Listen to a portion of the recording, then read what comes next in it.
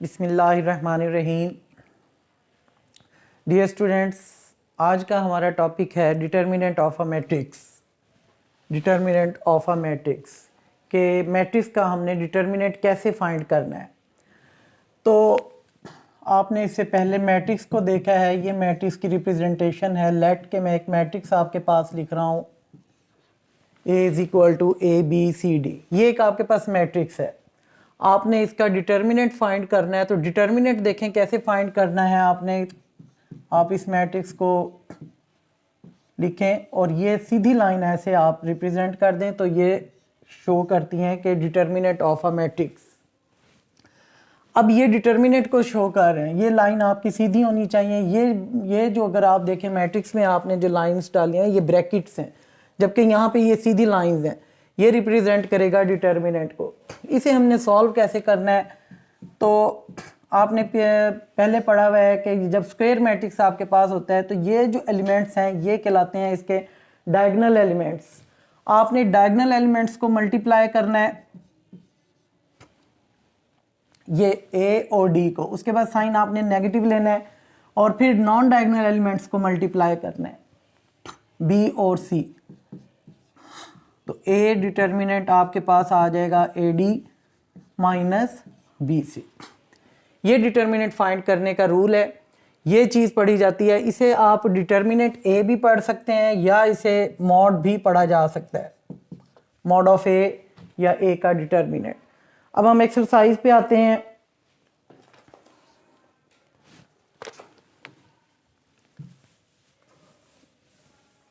Exercise आप देखें 1.5 में अगर आप इसकी स्टेटमेंट पढ़ रहे हैं, आप इसकी स्टेटमेंट पढ़ें। लिखा है find the determinant of the following matrices.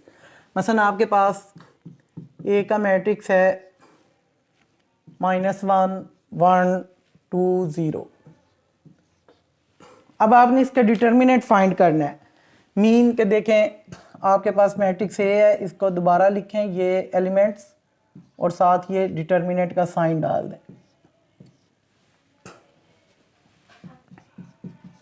ये A का मॉड या डिटर्मिनेंट ऑफ A। इसमें आप देखें आपके पास डायगोनल एलिमेंट्स -1 और 0 है। -1 इंटू 0, उसके बाद साइन आप नेगेटिव लेंगे। 1 इंटू 2,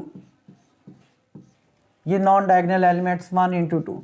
तो -1 को 0 से मल्टीप्लाई किया, 0 -1 2 2, तो 0 - 2 आ गया। ये आपके पास डिटर्मिनेंट ऑफ मैट्रिक्स आ गया। मैं एक इसमें से पार्ट और करता हूँ, बाकी सब पार्ट सिमिलर हैं। तो यहाँ पे देखें D का मैट्रिक्स है आपके पास गिवन 3 2 1 4। ये मैट्रिक्स है। अब आपने देखें इसका डिटर्मिनेंट कैसे लेना है। 3 2 1 4, ये डिटर्मिनेंट का साइन आपने डाल दिया है। अब आप ये डायगोनल एलिमेंट्स को देखें 3 और 4, 3 मल्टीप्लाई बाय 4, उसके बाद साइन आप नेगेटिव का लेंगे। ये एलिमेंट्स देखें 2 मल्टीप्लाई 1, 3 4 12 -2 1 2, तो आपके पास D का डिटर्मिनेंट आ गया 10। ये इस तरह आपने डिटर्मिनेंट फाइंड कर लिया। इसके बाद जो हमारा टॉपिक आता है डिटर्मिनेंट से रिलेटेड, वो दो मैट्रिक्स हैं, singular matrix and non singular matrix.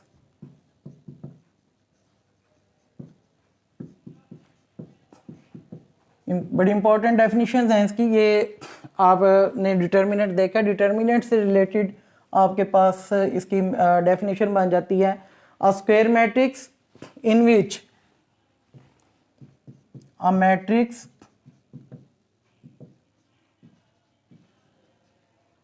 whose determinant is 0, whose determinant is 0। ये तो सिंपल इसकी डेफिनेशन होगी कि एक ऐसा मैट्रिक्स जिसका डिटर्मिनेंट 0 हो तो वो आपका क्या कहलाता है, सिंगुलर मैट्रिक्स। और एक ऐसा मैट्रिक्स जिसका डिटर्मिनेंट नॉट इक्वल टू 0, या बुक से रिलेटेड जो डेफिनेशन है, अ स्क्वायर मैट्रिक्स से is called singular matrix. A square matrix A is called singular if, ये मैट्रिक्स का नेम है A, तो आप इसका डिटर्मिनेंट अगर लेंगे तो ये ज़ीरो आ जाए, यानी ये साइन आपको पता है, यहाँ पे भी आपने किया, ये डिटर्मिनेंट का साइन है, तो डिटर्मिनेंट अगर लें तो वो ज़ीरो आ जाए तो आप ये कहेंगे कि ये सिंगुलर मैट्रिक्स है। तो ये दोनों डेफिनेशन है इसकी, ये अकॉर्डिंग टू बुक है, ये आपका कॉन्सेप्ट है। आप matrix whose determinant is zero, या फिर आप इसे इस तरह बुक के accordingly, a square matrix A is called singular if A का determinant is equal to zero is known as singular matrix. और अगर यही definition a square matrix A is called non singular, इधर आपके पास नॉन आ जाएगा, और कब होगा वो, इफ A मॉड, अगर आप उसका डिटर्मिनेंट ले रहे हैं तो वो नॉट इक्वल टू ज़ीरो है। जैसे हमने ये मैट्रिक्स है, इसका डिटर्मिनेंट लिया तो डिटर्मिनेंट हमारे पास -2 आ गया, तो इसका मतलब है ये मैट्रिक्स हमारा नॉन सिंगुलर होगा। इसी तरह D का ये मैट्रिक्स है, तो हमने इसका डिटर्मिनेंट लिया, वो 10 के इक्वल आया, तो इसका मतलब है कि D का जो डिटर्मिनेंट है नॉट इक्वल टू ज़ीरो है, तो ये भी नॉन सिंगुलर है। तो इसी तरह हम क्वेश्चन नंबर 2 पे आते हैं। आप क्वेश्चन नंबर 2 की स्टेटमेंट पढ़ें। इसका मतलब है सिंगुलर और नॉन सिंगुलर के लिए अगर वो आपसे पूछते हैं कि ये सिंगुलर है, ये नॉन सिंगुलर है, तो जाहिर है आपको उसका डिटर्मिनेंट लेना पड़ेगा। मसलन क्वेश्चन नंबर 2 पे आए,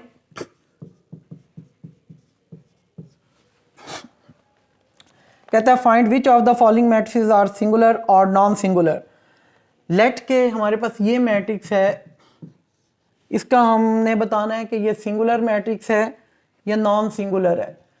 तो अब आपने डेफिनेशन पढ़ी है कि अगर डिटर्मिनेंट ज़ीरो हो जाए तो वो सिंगुलर होगा, तो अगर डिटर्मिनेंट ज़ीरो नहीं आता तो वो नॉन सिंगुलर होगा। तो हमें इसका दोनों तरफ जो है वो डिटर्मिनेंट हम इसका ले रहे हैं, ये आपने इसका डिटर्मिनेंट का साइन डाल दिए हैं। अब इसका डिटर्मिनेंट लें, ये डायगोनल एलिमेंट्स को देखें, 3 और 4 है, उसके बाद साइन नेगेटिव, 6 और 2 को मल्टीप्लाई करें आप, 3 4 are 12 माइनस 6 2 are 12, 12 माइनस 12 0। तो A का डिटर्मिनेंट आप देखें कि ये 0 आ गया, तो इसका मतलब है ये मैट्रिक्स सिंगुलर है। तो आप यहां लिख दें it is singular matrix.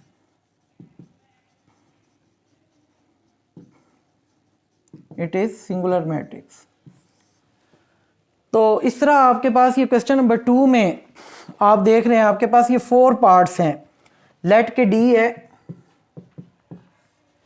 D का मैट्रिक्स आपके पास है 5 -10 -2 4। इसका पहचान करना है आपने कि ये सिंगुलर है, ये नॉन सिंगुलर है, तो आप फिर इसका डिटर्मिनेंट लें दोनों तरफ।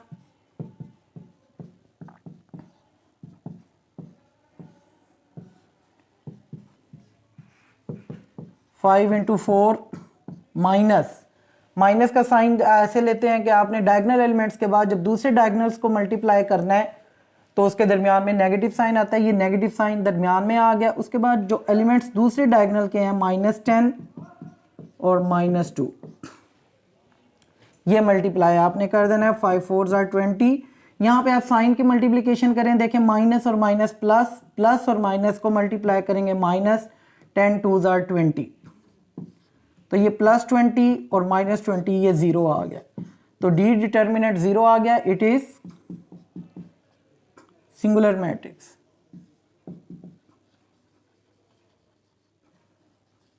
तो ये सिंगुलर मैट्रिक्स है आपके पास।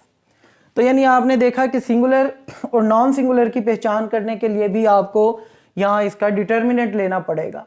डिटर्मिनेंट आप उसी मेथड से लेंगे, डिटर्मिनेंट अगर 0 आ जाता है तो वो सिंगुलर है, और अगर डिटर्मिनेंट 0 नहीं आता तो वो नॉन सिंगुलर है। इसके बाद हम अपने क्वेश्चन नंबर 3 पे आते हैं। जो टॉपिक है हमारा वो है मल्टीप्लिकेटिव इनवर्स।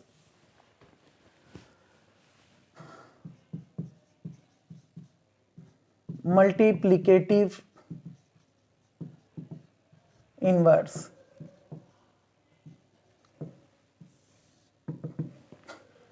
ये मल्टीप्लिकेटिव इनवर्स आपने फाइंड करना है। मल्टीप्लिकेटिव इनवर्स को आप जनरल मैथ में या अरिथमेटिक्स में कैसे देखते हैं कि जैसे लेट के अगर आपके पास एक नंबर 5 है, 5 का मल्टीप्लिकेटिव इनवर्स या 5 का इनवर्स आप उसे पढ़ते हैं तो वो क्या होता है 1/5। उस टर्म को आपने उलट देना है। 5/1 है तो उसका इन्वर्स क्या बनेगा 1/5, यानी इन दोनों ये दोनों एक दूसरे के इन्वर्सेस हैं। 5 मल्टीप्लाई 1/5 को जब आप मल्टीप्लाई करेंगे तो ये कैंसिल हो जाएगा और आपके पास 1 आ जाएगा। तो 5 and 1/5 are multiplicative inverses of each other. तो मैट्रिक्स में इन्वर्स हमने कैसे फाइंड करना है, ये तो अरिथमेटिक में तो हम कोई भी हमारे पास फ्रैक्शन हो, लेट के 6/7 है, हम इसका इन्वर्स फाइंड करना चाहते हैं मल्टीप्लिकेटिव इन्वर्स, तो आप इसे इसका रेसिप्रोकल बना दें, 6/7 को आप लिख दें 7/6, तो ये इन्वर्स बन जाता है। लेकिन मैट्रिक्स के अंदर मल्टीप्लिकेटिव इन्वर्स फाइंड करने के लिए हमें कुछ चीज़ें फाइंड करनी पड़ेंगी और साथ इसका फॉर्मूला है। मसलन मैं क्वेश्चन करता हूं तो क्वेश्चन से ही आपको मल्टीप्लिकेटिव इन्वर्स की समझ आएगी। सही, क्वेश्चन नंबर 3 है, ए का मैट्रिक्स है आपके पास -1 3 2 0 और उसकी स्टेटमेंट आप पढ़ें, लिखा है कि find the multiplicative inverse if it exist. If it exist का क्या मतलब होगा, ये चले बाद में मैं अभी क्वेश्चन के दरमियान में ही आपको बताऊंगा कि इफ इट एग्जिस्ट का क्या मतलब है। अब आपने इसका इन्वर्स फाइंड करना है, मल्टीप्लिकेटिव इन्वर्स। पहले तो देखें कि जब हमने मल्टीप्लिकेटिव इन्वर्स फाइंड करना है तो हमारे पास मैट्रिक्स ए है, मैं इसके ऊपर एक छोटा सा -1 डाल देता हूं, तो ये रिप्रेजेंट करेगा ए का इन्वर्स। इसे आप पढ़ सकते हैं मल्टीप्लिकेटिव इन्वर्स ऑफ ए या ए इन्वर्स, इन्वर्स ऑफ ए, जैसे भी आप रीड करना चाहें। इन्वर्स का लफ्ज़ आएगा इन्वर्स ऑफ ए या मल्टीप्लिकेटिव इन्वर्स ऑफ ए। इसका फार्मूला देखें, मैं इधर रफ अमल में पहले लिख रहा हूं कि फार्मूला जो है वो किसके इक्वल होता है 1/a का डिटर्मिनेंट इनटू एडजॉइंट ए। ये दो चीज़ें हमें ए इन्वर्स में चाहिए होंगी, ए का डिटर्मिनेंट और एडजॉइंट ए। डिटर्मिनेंट अभी आपने फाइंड करना देखा है, इसका मतलब है पहले डिटर्मिनेंट फाइंड कर लेना है। नई चीज़ जो यहाँ पे आएगी वो है एडजॉइंट ए। एडजॉइंट ए कैसे फाइंड करते हैं वो आगे मैं बताऊंगा आपको, पहले आप इसका डिटर्मिनेंट ले लें फार्मूले के मुताबिक। ये डिटर्मिनेंट उसी तरह जिस तरह हमने स्टार्ट में किया था, ये ए का डिटर्मिनेंट आ गया -1 × 0, ये मैंने इसे डायगोनल एलिमेंट्स को मल्टीप्लाई किया, उसके बाद साइन नेगेटिव 3 को और 2 को आप मल्टीप्लाई करें, 0 को -1 से मल्टीप्लाई किया 0 -3 2 6, तो ये -6 आ गया आपके पास। ये डिटर्मिनेंट है जो आप शुरू से करते आ रहे हो। ये डिटर्मिनेंट मैंने फाइंड कर लिया। अब मुझे इन्वर्स के लिए दूसरी जो चीज़ चाहिए वो एडजॉइंट ऑफ ए चाहिए, तो मैं यहाँ पे लिखता हूँ adjoint of A. Adjoint of A से क्या मुराद है, इसका एक प्रोसेस है, बस आपने वो देखना है। एडजॉइंट ए में ये जो डायगोनल एलिमेंट्स होते हैं इनकी आप जगह चेंज कर दें, -1 0 की जगह आ जाएगा और 0 -1 की जगह चला जाएगा, 0 -1। और ये जो एलिमेंट्स हैं इनके आप साइन चेंज कर दें, अगर ये प्लस के हैं इन्हें माइनस कर दें, माइनस के हैं तो प्लस कर दें। तो ये प्लस के हैं दोनों, तो आप इन्हें -3 और -2, यानी अब आपको क्लियर हो गया होगा कि ये जो एलिमेंट्स होंगे डायगोनल एलिमेंट्स जो आप डिटर्मिनेंट में यहाँ पे लेते हैं, इनकी आपने जगह चेंज करनी है और इस डायगोनल के आपने साइन चेंज कर देने हैं। तो ये आपके पास एडजॉइंट इस तरह फाइंड हो जाएगा। ये एडजॉइंट ऑफ ए आ गया, ये आपके पास ए का डिटर्मिनेंट आ गया। फॉर्मूले पे आए, यहाँ एक दफ़ा फार्मूला लिख भी लें, A inverse is equal to 1/a mod into adjoint of A. यहाँ पे आप वैल्यू पुट करें 1/a mod, a mod की वैल्यू आपके पास -6 है, इंटू एडजॉइंट ए 0 -3 -2 -1। अच्छा, एक चीज़ रह गई है कि उसने क्वेश्चन की स्टेट में कहा था इफ़ इट एग्जिस्ट, अगर इन्वर्स एग्जिस्ट कर रहा है तो बताना है। यहाँ से आपने याद रखना है कि अगर आपके पास a mod आ गया -6 या a mod 0 के इक्वल अगर आ गया, लेट के a mod आ जाता है 0, फिर आपका मल्टीप्लिकेटिव इन्वर्स एग्जिस्ट नहीं करेगा। यहाँ पे यानी सिंगुलर मैट्रिक्स आ जाता है, तो सिंगुलर मैट्रिक्स का मल्टीप्लिकेटिव इन्वर्स एग्जिस्ट नहीं करता। वो क्यों नहीं करता ये मैं बाद में बताऊंगा, टाइम थोड़ा सा कम है। ये चीज़ आप देखें, ये नॉन सिंगुलर आ गया, तो यहाँ पे आप लिखेंगे इन्वर्स एग्जिस्ट, इन्वर्स एग्जिस्ट, क्योंकि ये नॉन सिंगुलर है तो ए का मॉड 0 नहीं होना चाहिए। ए का मॉड 0 अगर हो गया तो उसका इन्वर्स एग्जिस्ट नहीं करेगा, बस आप यहीं पे लिख दीजिएगा multiplicative inverse does not exist, और यहीं पे आपका क्वेश्चन खत्म हो जाएगा। लेकिन ये आपके पास आप देख रहे हैं कि नॉन सिंगुलर मैट्रिक्स है, नॉन सिंगुलर मैट्रिक्स का इन्वर्स एग्जिस्ट करता है, तो इस वजह से हम आगे प्रोसेस जो है ना वो प्रोसीड करेंगे। अगर सिंगुलर मैट्रिक्स आ जाता है उसे हम आगे प्रोसीड नहीं करेंगे। अब यहाँ पे आप देखें कि ए इन्वर्स का बाकी प्रोसेस क्या है, ये आप पढ़ के आए हैं कि अब ये स्केलर नंबर है, ये मैट्रिक्स से मल्टीप्लाई हो रहा है -1/6, -1/6 को अंदर पूरे एलिमेंट्स के साथ, तमाम एलिमेंट्स के साथ मल्टीप्लाई कर दें। 0 मल्टीप्लाई -1/6, -3 मल्टीप्लाई -1/6, -2 मल्टीप्लाई 1/6 माइनस के साथ, -1 मल्टीप्लाई -1/6। 0 को जब आप इससे मल्टीप्लाई करोगे 0, 3 2 6, तो ये माइनस और माइनस प्लस हो जाएगा 1/2, 2 3 6, ये कैंसिलेशन हो रही है और माइनस मल्टीप्लाई होके प्लस 1/3, माइनस और माइनस प्लस 1/6। ये आपके पास ए का इन्वर्स आ गया। इस तरह आपने इन्वर्स फाइंड कर लेना है। तो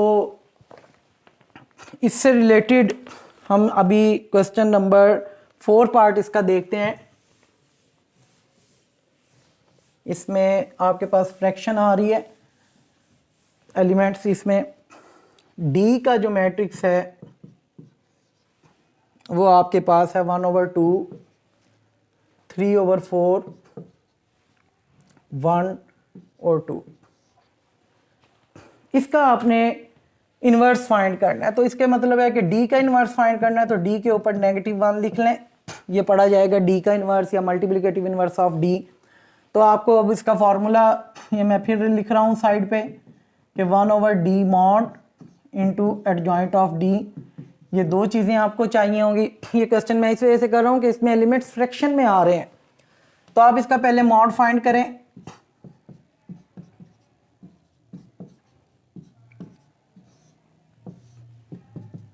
1/2 मल्टीप्लाई 2, ये 1/2 2 से मल्टीप्लाई हो रहा है। इसे आप ब्रैकेट में लिखना चाहते हैं तो ब्रैकेट में भी लिख सकते हैं, -3/4 मल्टीप्लाई 1। देखिए ये जब मल्टीप्लाई हो रहे हैं तो 2 2 से कैंसल, 1 - 3/4। तो इसको आप सॉल्व करें, 4 इसका एलसीएम आ गया, 4 1 ज़ा 4, -4 को 4 पे डिवाइड किया, 1 1 3 ज़ा 3, तो आपके पास ये आ गया 1/4। तो आप यहाँ पे लिखे मल्टीप्लिकेटिव इन्वर्स एग्जिस्ट।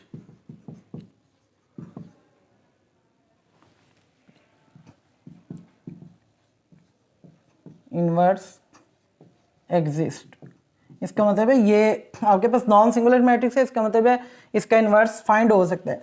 अब आप अगला इसका जो पॉइंट है, अगला जो इसमें एडजॉइंट आपने फाइंड करना है वो फाइंड कर लें। एडजॉइंट में आपको मैंने बताया था कि ये मैट्रिक्स है, इसके डायगोनल एलिमेंट्स को चेंज करें। 1/2 2 की जगह चला गया और 2 1/2 पे आ गया। 3/4 और 1 में इनके साइन चेंज कर दें, -3/4 और -1। ये आपके पास एडजॉइंट आ गया। ये फॉर्मूला यहाँ पे लगा हुआ है, इसी पे मैं यहाँ वैल्यू पुट कर देता हूँ। डी इनवर्स 1/d मॉड 1/4, ये डी मॉड यहाँ पे 1/4 आपने पुट करना है इंटू एडजॉइंट ऑफ, सॉरी यहाँ पे डी आएगा, एडजॉइंट डी क्या है, 2 -3/4 -1 और 1/2। यहां तक तो आपके लिए बड़ा इजी है। अब बाज बच्चे यहां पे आके कंफ्यूज हो जाएंगे, 1 डिवाइडेड बाय 1/4। तो इसको आपने देखें कैसे करना है। आप इसको रफ अमल में ऐसे समझ लें कि ये 1 है, 1 डिवाइडेड बाय 1/4। तो आप इसको सारे को यहाँ पे हल कर रहे हैं तो 1 डिवाइडेड बाय 1/4, 1, और इस डिवाइड को आप मल्टीप्लाई में लाएं तो 1/4 4/1 हो जाएगा। तो 4 1 ज़ा 4, तो ये 4/1 या 4/14 है। अगर आपको ज़्यादा इसका मैथ का अच्छी तरह समझ आती है तो आपको पता है कि ये डिवाइड में है तो 4 उलट के यहाँ पे 1 के साथ जाके मल्टीप्लाई हो जाएगा तो 4/1 रह जाएगा। या आप इस तरह डायरेक्ट कर सकते हैं। अगर आपको समझ नहीं आई तो आप ये प्रोसेस ले सकते हैं, 1 डिवाइडेड बाय 1/4 तो ये 1/4 को आपने इस तरह इसका रेसिप्रोकल लिया, क्योंकि यहाँ डिवाइड में था, मल्टीप्लाई में लाए, 4 1 ज़ा 4 ओवर 1, तो डिनोमिनेटर में 1 कैंसिल हो जाता है, तो 4 रह गया। तो ओवर 2 -3/4 -1 और 1/2। अब आप क्या करें, ये 4 को अंदर 2 से मल्टीप्लाई कर दें, क्योंकि मैंने यहाँ भी आपको बताया कि डिनोमिनेटर में 1 कैंसिल हो जाता है। 2 × 4 -3/4 × 4 -1 × 1 × 4 1/2 × 4। तो 2 4 ज़ा 8, तो ये 4 4 से कैंसिल, -3 -4 2 2 ज़ा 4 2 1 ज़ा 2। ये आपके पास डी का इन्वर्स आ गया। तो स्टूडेंट्स, आज का जो हमारा टॉपिक था वो क्वेश्चन नंबर 1, क्वेश्चन नंबर 2 और क्वेश्चन नंबर 3 के तमाम पार्ट्स आपने अपनी नीट कॉपी पे सॉल्व करने हैं, और अगर कोई प्रॉब्लम हो तो आप व्हाट्सएप में अपनी क्लास टीचर से कंसल्ट कर सकते हैं। तो आज का हमारा टॉपिक, नेक्स्ट टॉपिक के लिए नेक्स्ट टाइम इंशाल्लाह मुलाकात होती है।